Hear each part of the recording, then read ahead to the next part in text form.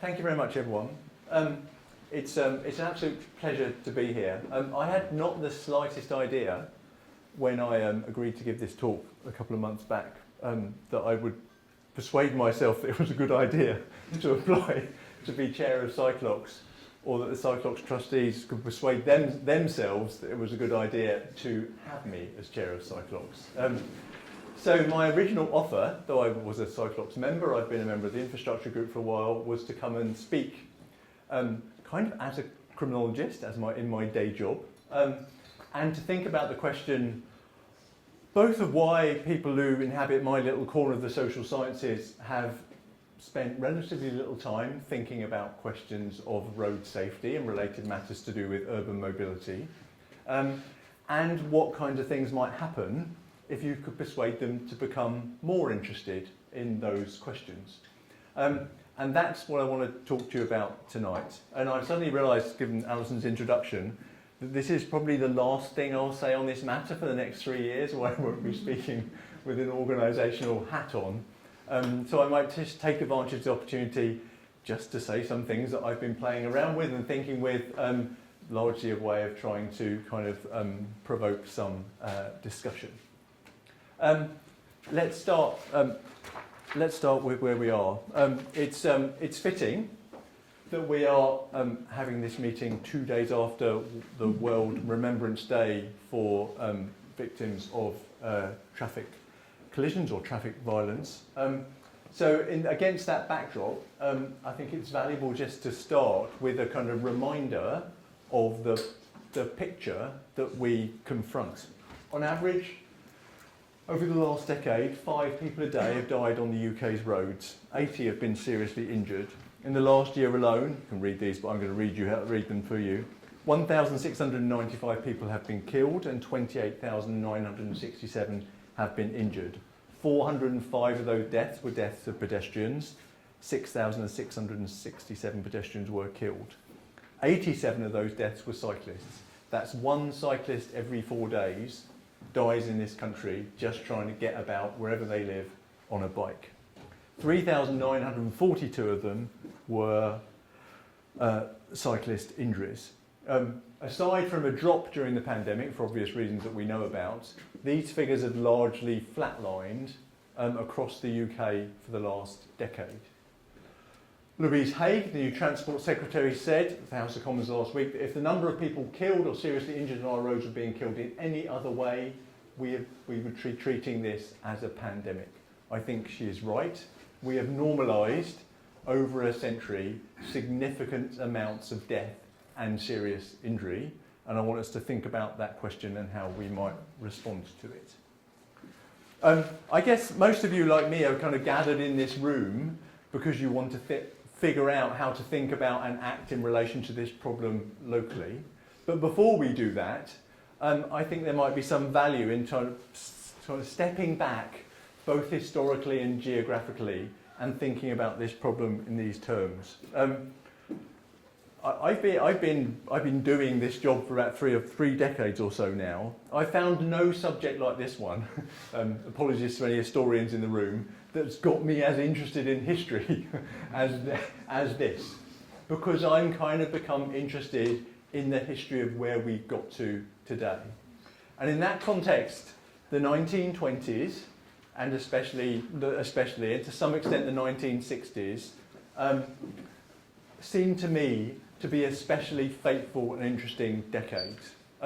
As Peter Norton demonstrates in his fantastic book Fighting Traffic, the 1920s was a decade, he was writing principally about the US, of bitter conflict about the meaning and uses of public space and about the meanings and uses of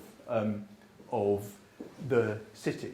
It was a point in which the motor car was first becoming an object of mass consumption, coming used regularly in people's daily lives. And that prompted a whole series of kind of struggles about what this meant for how cities worked. But it was also the decade in which it seems to me the kind of that we could have a long discussion about who the we is, society came to accept industrial levels of violence and injury as somehow a price was acceptable to pay for the motor car as a form of as a vehicle of freedom and a means of mass convenience. One could tell a similar kind of story about the 1960s, another moment in history where we basically decided that rather than trying to make sure that the car, as it were, fitted into cities that existed on a human scale, we decided to remake cities so that they could be dominated by cars.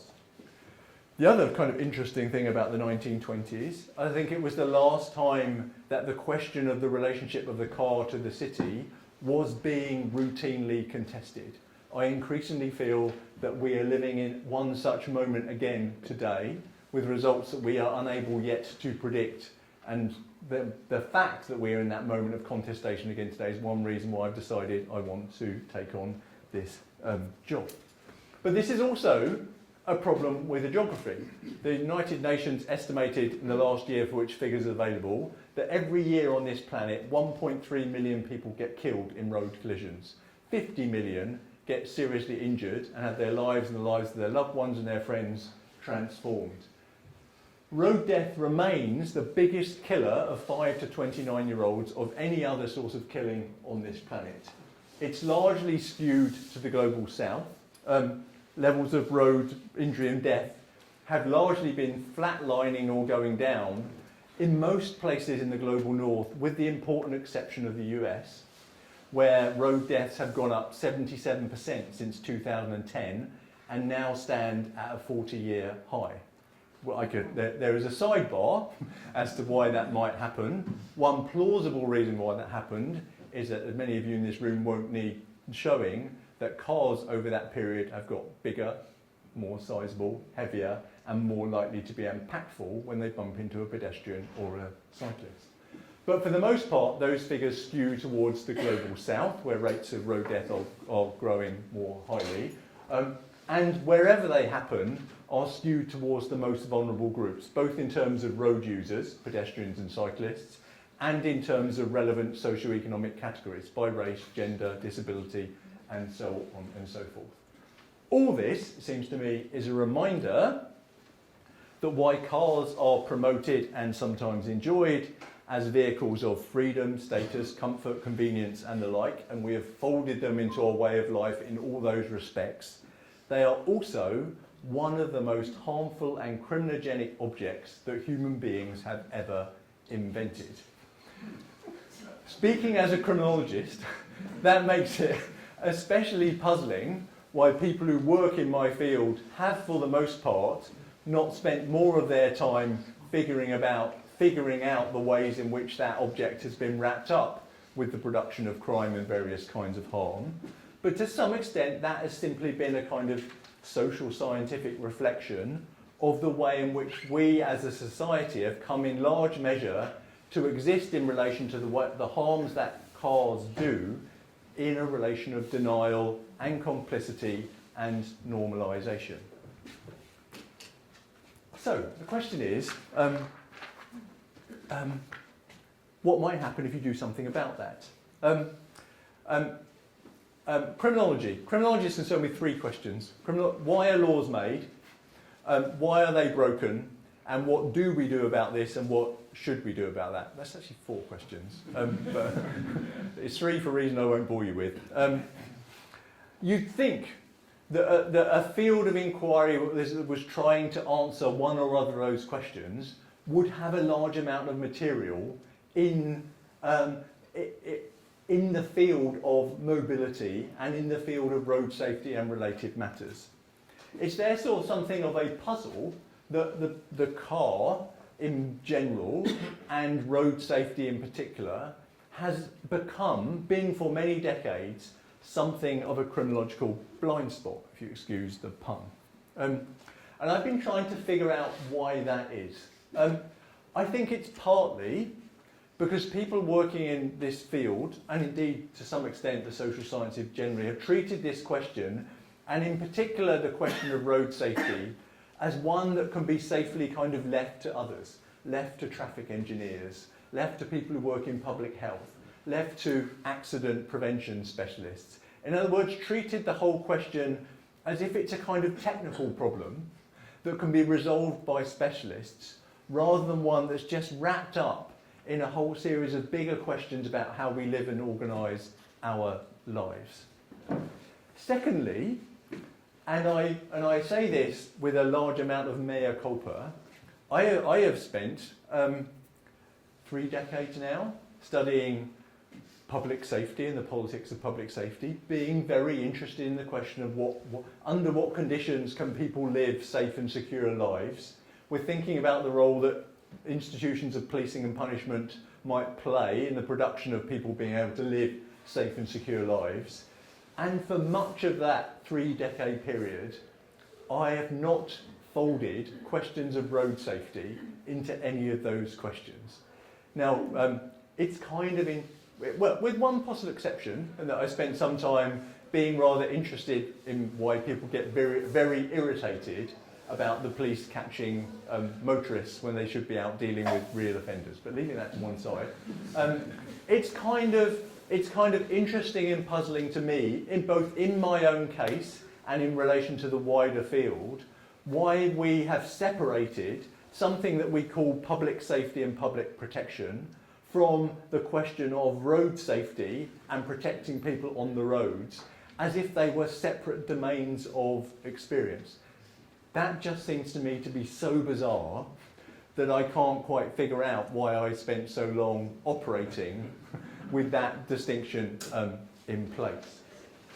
This is not unrelated to, and maybe partly explained by, a third thing, which is that we both all of us living in modern Britain, more specifically we as criminologists, have rather come to accept that streets and roads are distinct social and legal spaces to which special kinds of rules and provisions apply, and for that reason separated the question of road safety from a much broader question to do with what you might poshly call the right to the city, or what you might less poshly call the question of how you produce safe and decent and clean and livable neighbourhoods. And it seems to me that that distinction, that separation of questions of the relation of the city to the car in general, and the separation of road safety from questions about how we think about and organise and live in and enjoy cities, or towns and cities, that distinction is untenable and it has to be collapsed. So the question for me is what might happen if one started to remedy that long period of neglect and ask more serious questions about how if you came at these questions from within the terrain of criminology, what might start how one might think about them.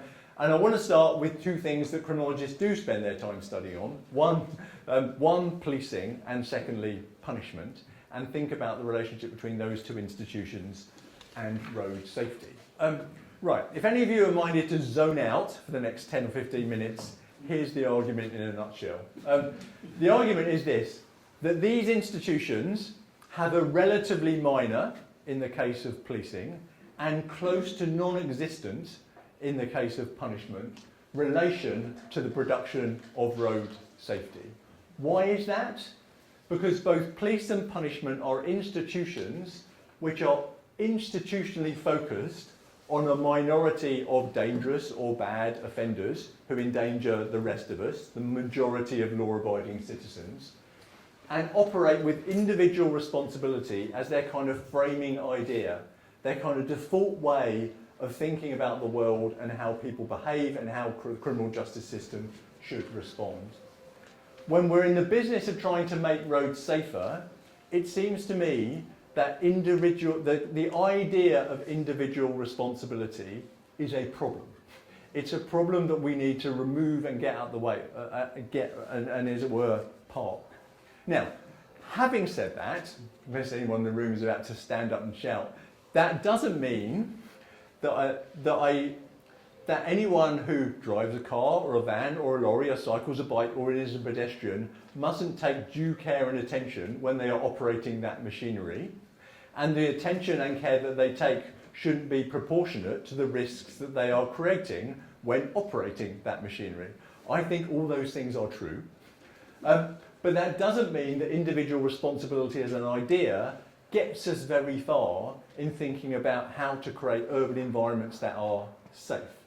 And it doesn't, because I think we need to think instead about how responsibility is and can be and should be diffused among a range of actors and objects inside a system. And we need to focus much less on the careless or dangerous behaviour of a minority of individuals, and much more on how you generate safe systems and regulate everyday behaviour in ordinary life. Right, so that's the summary version. Here's the more elaborated version. Why, if at all, does policing matter when it comes to questions of road safety? I think one of the things I've learned and tried to kind of convince other people of over the years is that policing in broad terms has two principal functions. One, it's an institution in which we vest a whole series of coercive powers that the rest of us don't have. No, the power to detain, survey, spy on people and so on, I won't list them all. In order to keep the rest of us safe, or more particularly in order to kind of investigate crime, to apprehend offenders, and basically impose provisional or temporary solutions on just stuff that goes wrong in everyday life. As the police sociologist Egon Bittner once famously said, police are the institutions that people call when something is happening that ought not to be happening, about which someone ought to do something now. And we need to think about policing in this context in those terms. They provide a kind of emergency reactive sticking plaster, a provisional solution on problems that they are often beyond their powers to solve.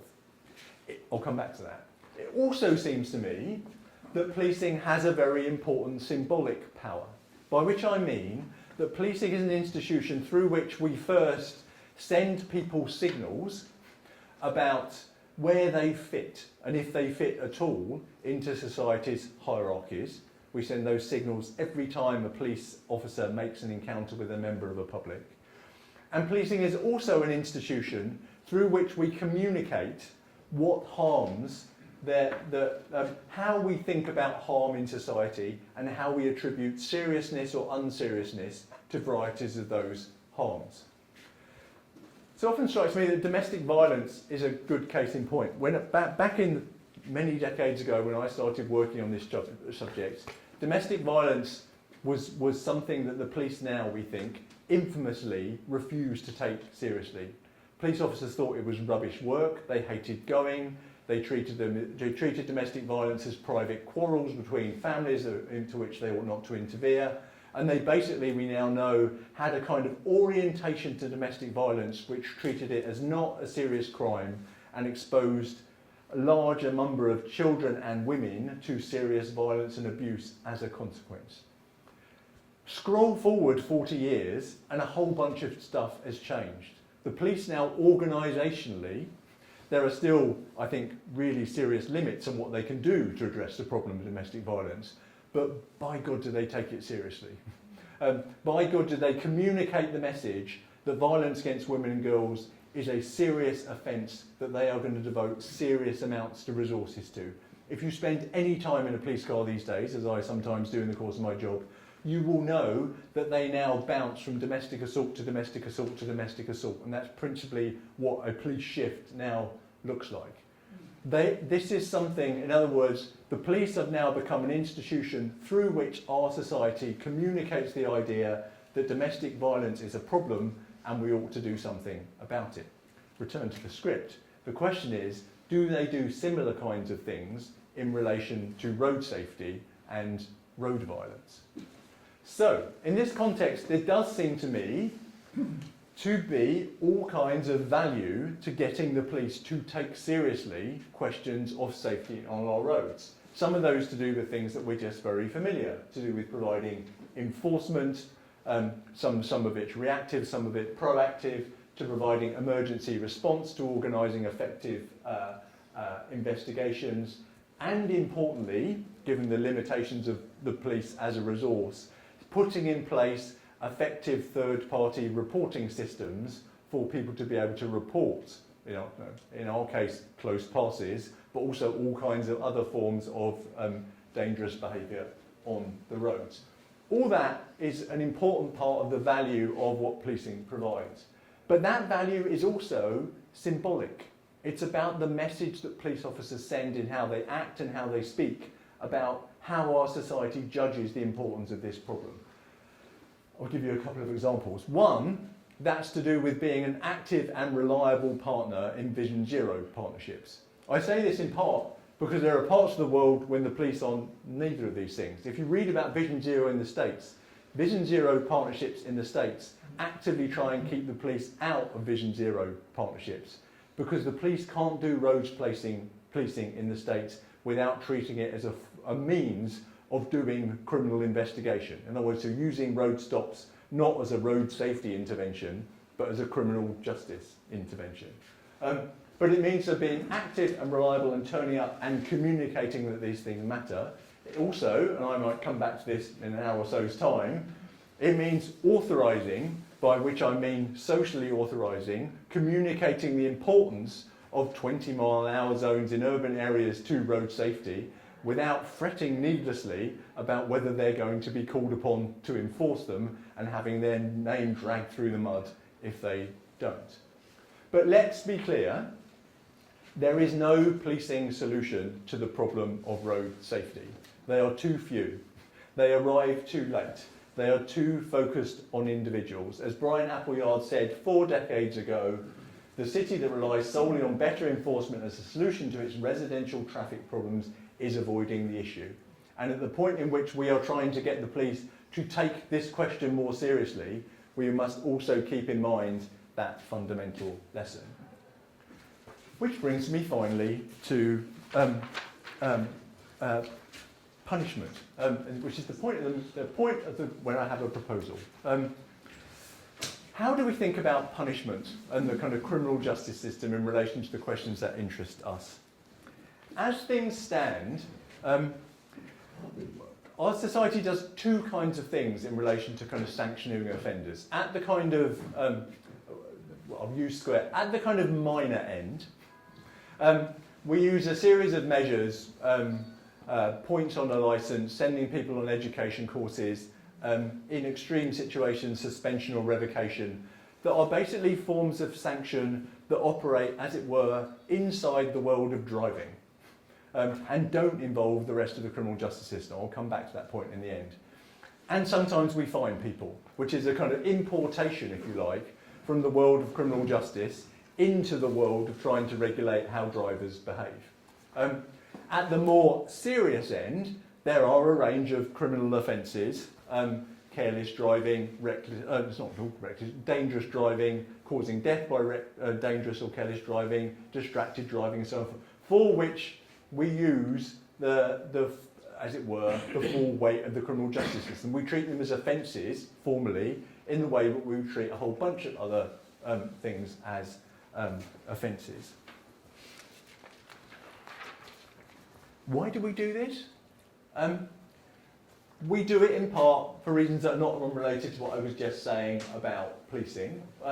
We are using punishment, the criminal justice system, as a way of censuring, as a way of sending a signal about moral blameworthiness of people who, for example, drive recklessly or carelessly. We're doing it in part for retributive reasons, retribution being the polite word we come to use for revenge. Basically as a way of saying, you did this harm to this individual and to our society, and we are going to harm you in return. And the way in which we have come increasingly to think about how we cash that out is by sending people to prison.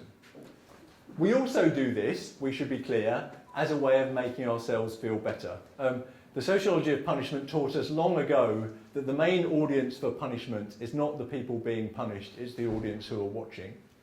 And when people are being punished, we, the rest of us, have our kind of moral beliefs and frameworks and sense of community affirmed in the process. That goes on in relation to punishment all the time.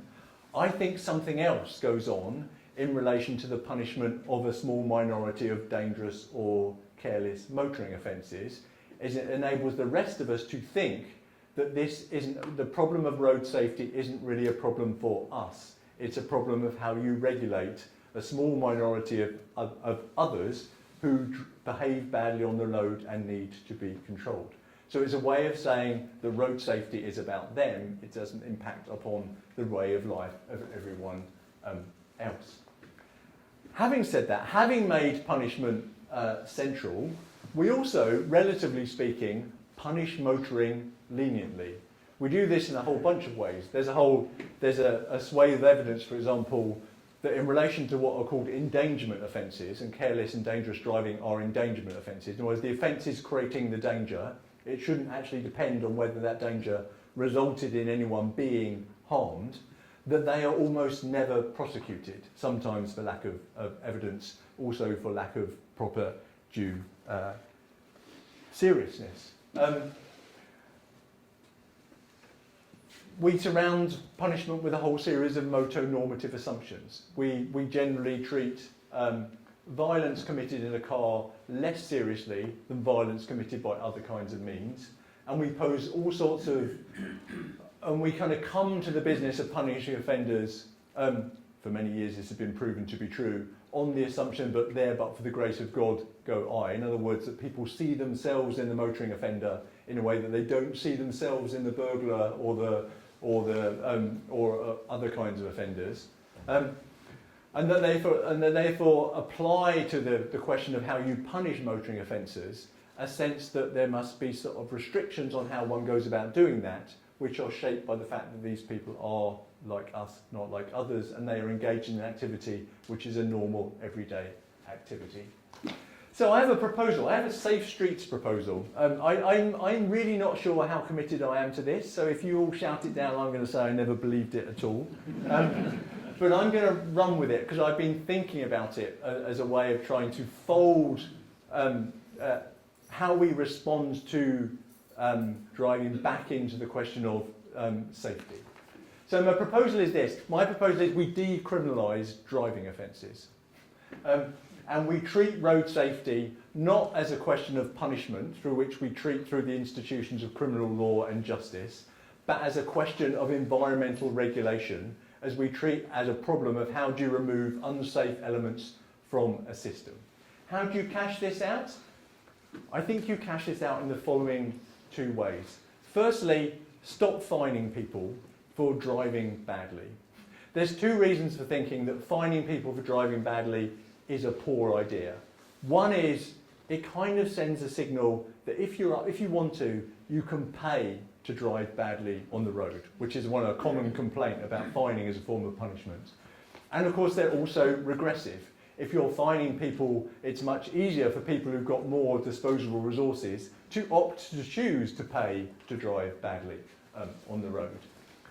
And secondly, and this is the bit I may recoil from, I think we should stop sending driving offences to prison.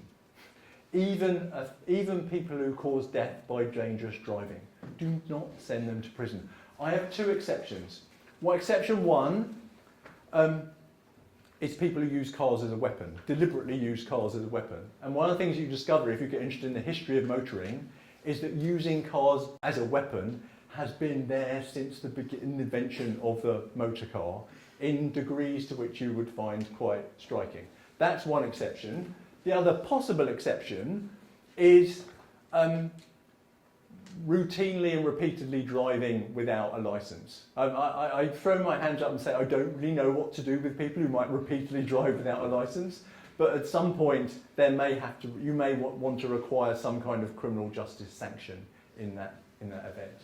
But with those two exceptions, I would largely remove the criminal justice system from the regulation of motoring behaviour, bad motoring, and make licence suspension and revocation and retraining and retesting the central lever through which we regulate how people behave on the road. How you would do that, we can argue about that when I finish talking. But the point is you make that, and not the criminal justice, the the central mechanism through which you regulate safety on the roads. And there's two reasons for wanting to do that in my judgment. One is it rests on the assumption that there is, and this has become, especially since this is our concern has been made into a culture war issue, there is no right to drive a car in our society. We give people permission to operate dangerous machinery.